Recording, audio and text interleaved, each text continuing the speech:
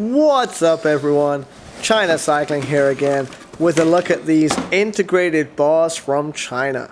The bar is called The One from a company called Pro Cycling, but they're a little different to your typical Chinese bars. Let's take a look.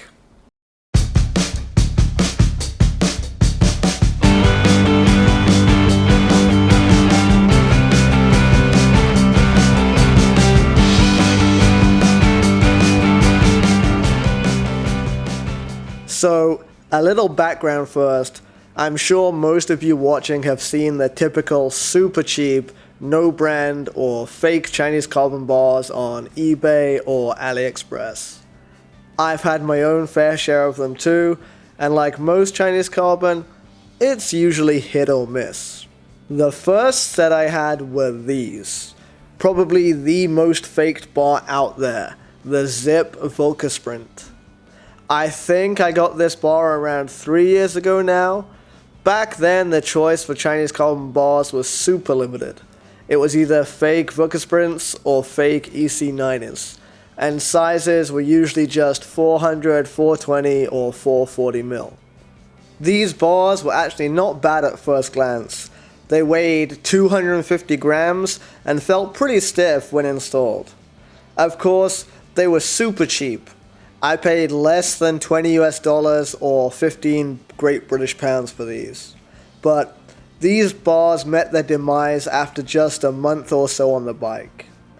My bike was leaning against a locked gate at the entrance to a temple here in China. I was just taking some pictures of my bike when a small 3 or 4-year-old toddler tried to open the locked gate from the other side. The gate didn't open, but it moved just enough to knock my bike over. The bike landed on the right drop and the right shifter. I picked the bike up and I immediately felt something was wrong. The right drop now felt a lot more flexible than the left drop. I had a very sketchy descent of a mountain to do, trying to use only the left side of the bar and trying to only squeeze the left brake, which is my rear brake. Needless to say, that wasn't the most fun I've had on a bike. When I got home, I unwrapped the bar tape and took off the shifter and saw the crack in the bar and noticed the new wonky angle of the drop. Now, I have no idea if a genuine Zipp bar would survive such a fall, but most manufacturers will tell you, as soon as your bike falls over with carbon bars and the bar gets hit, then you should probably change the bar, even if it doesn't seem to be damaged. At around $200 for a genuine Zipp bar, that's an expensive mistake. But for my $20 bars, it's not that bad. However, the experience of descending that mountain trying to use only one half of the bar and only having the rear brake put me off carbon bars for a while. So it was back to aluminium bars. Also, as an aside, the internal cable routing of these aero bars makes changing the bar around a 2-hour job, as you have to uncable your whole bike and recable it. This is especially time consuming if you've got full internal cable routing on your bike frame too. From then on, I didn't really experiment with Chinese carbon bars until I made my 4.9 kilo climbing bike about 6 months ago. I knew that bike would have to have carbon bars, but as it wouldn't be my everyday bike, I didn't mind the risk.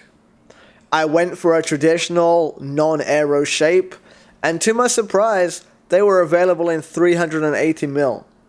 At this stage, there was a huge choice of Chinese brands. I'm sure of the 20 or so brands, they probably all come from the same 2 or 3 factories, just with different stickers. I went for a brand called Asiacom and asked to get it without any decals. Again, I paid around $20 or 15 British pounds, and when the bar arrived, I was pleasantly surprised. It was stiff. It felt as stiff as my aluminium bars. It was light too, just 180 grams before I cut the drops off them. The quality of it seemed really good, and they're still holding up fine to this day.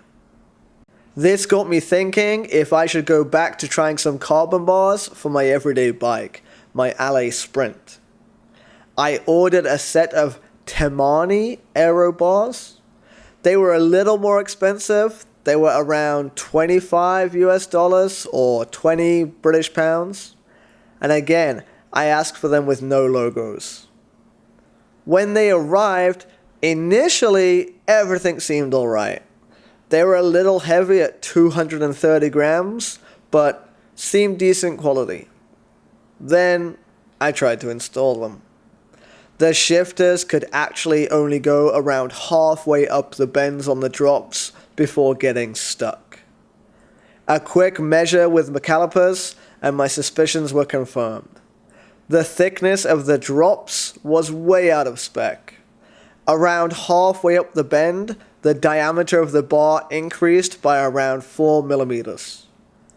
I got in touch with the seller and they tried to tell me that this was normal and that I just need to rotate the bar around in the stem more to compensate. But being an aero bar, rotating the bar in the stem meant that the flat aero section of the tops actually became angled and more like a spoiler or an air brake, totally negating any aero gains. The seller then suggested getting some sandpaper and sanding the drops down. I experimented a bit and I took a few millimeters off to the point where the shifters could almost get to the right place. But again, this was by sanding down the bars in the same area my original knockoff bar cracked. I didn't know how much thickness was left in the bar, and it goes without saying what the consequences of a broken bar in the middle of a sprint would be. I felt like I was back to square one with zero confidence in Chinese handlebars. That's when I found this, the One. Its name kind of connected to me. After all my bar problems, would this be the one to fix them? The price wasn't cheap, 999 renminbi, or around $140 or 110 British pounds. But still, a lot cheaper than the big Western brands. It's also an integrated bar with the stem and bar together. The idea being more aero, more strength, less weight, but at the cost of adjustability. In my 380mm wide bar and 100mm long stem, the unit was just a little over 300 grams. The bar is made by Pro Cycling, who also have some of their own bike frames and is part of a new trend in Chinese bike products. Homegrown Chinese brands aiming for greater quality at a higher price. They seem to be aiming for the same or better quality than the big Western brands, but at around half the price. They can't compete with the super cheap Chinese carbon parts, but they're not trying to.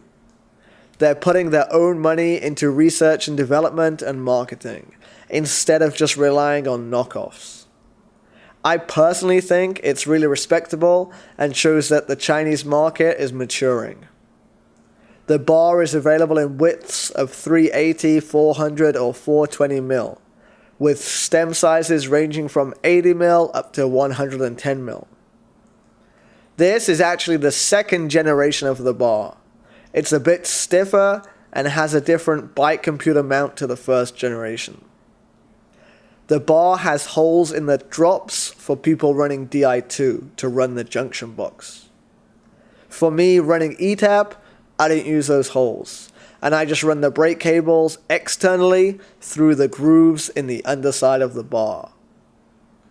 My cheap Chinese ETAP blips are taped on the inside of the bar, which looks a bit ghetto, but I really love being able to shift when riding on the tops. I think the bar in general looks really nice. The unidirectional matte finish of the carbon fiber is nice, and the black glossy logo isn't too in your face. The aluminium bike computer mount is nothing to write home about, but it does the job. Maybe I'll see about replacing it with something shorter and lighter in the future. It's winter here in China, so I'm not riding as much as I usually do, but the bar has a few hundred kilometers on it now with no problems. It also survived a few airplane trips too, when I went to the Hunter Allen training camp in Qingdao last week. A video on that coming soon. I think the One bar and other high-end Chinese products like it are in a bit of an awkward place. The budget riders who want the lightest bar for the lowest price are going to be put off by the relatively high price. And the rider who wants the absolute best with no expense spared may look down on its made-in-China origins. For me, personally, I think it's a happy medium between the two. When you consider all the top brands' bars are mostly made in China anyway, is that really a bad thing? The One means I don't have the same nightmare experiences of my previous Chinese bars, and the price isn't so eye-watering that I'm not going to be trying to sue any toddlers who accidentally knock my bike over. In summary then, is it the One bar to rule them all? It's definitely the One for me. Whether the rest of the world is ready to pay more than $100 for a Chinese bar, only time will tell. The One is currently all available in China on Taobao for 999 renminbi. We've had over 1,000 new subscribers here in the past month, so a big hello and thank you for supporting the channel. If you haven't subscribed yet, please hit the subscribe button below. I've got many videos coming soon, including an interview with the man who literally wrote the book on power training, Hunter Allen. I caught up with him in Qingdao last week at a training camp he was running. The video on that is coming soon, so subscribe to the channel so you don't miss it. As always, China Cycling out.